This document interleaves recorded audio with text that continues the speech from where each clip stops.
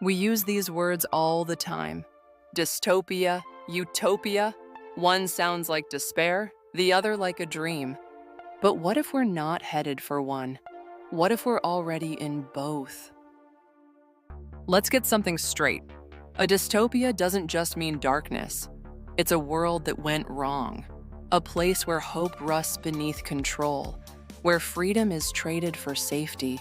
Dystopias are futures filled with silence, surveillance, scarcity, and survival.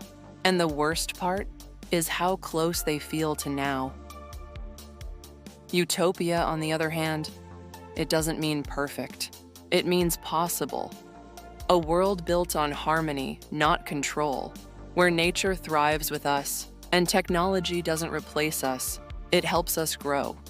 Utopias are imagined futures, but every dream starts somewhere.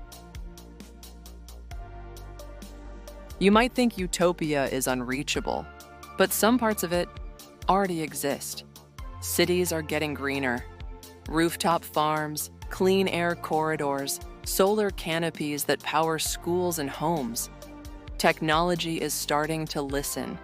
AI helps people with disabilities move, speak, and even paint with their eyes.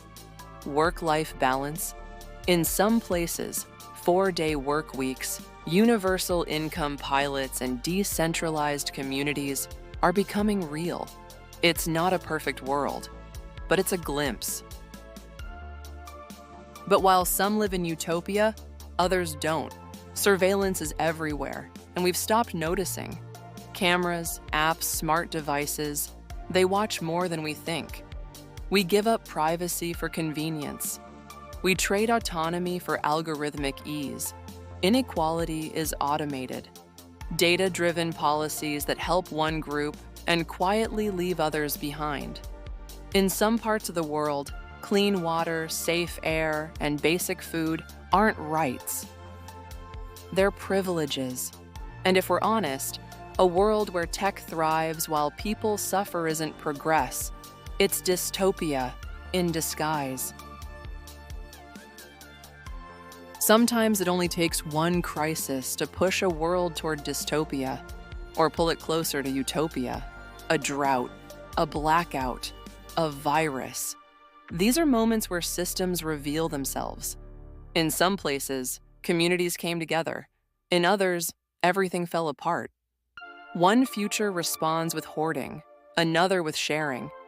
One silences voices to maintain control.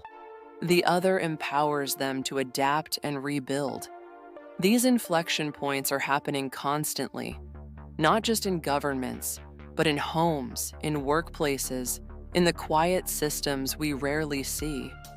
And it's in these moments, these fracture points, that the future begins to take shape. Crisis doesn't just test us. It defines the direction we're headed. I'll just pause the video for a moment to say, if you're enjoying the video so far, it would mean a lot if you gave it a like. And if you want to see more content like this, don't forget to hit that subscribe button. So which one are we in? The truth is, we're living in both. For some, the future feels bright. For others, it's already broken.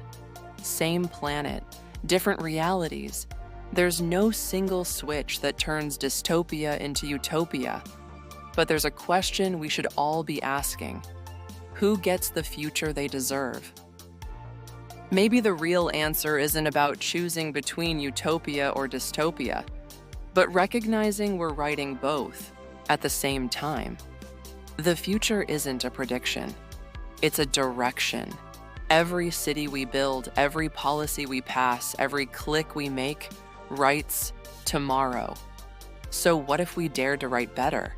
What if we imagined futures where technology serves life, not replaces it? Where care was currency and growth didn't mean extraction? What if utopia wasn't a fantasy, but a blueprint? So, are we living in a utopia, a dystopia? Or are we just somewhere in between, trying to figure it out? Tell us what you see. What does your future feel like? Like this video, leave a comment, subscribe, And follow along as we rewrite tomorrow.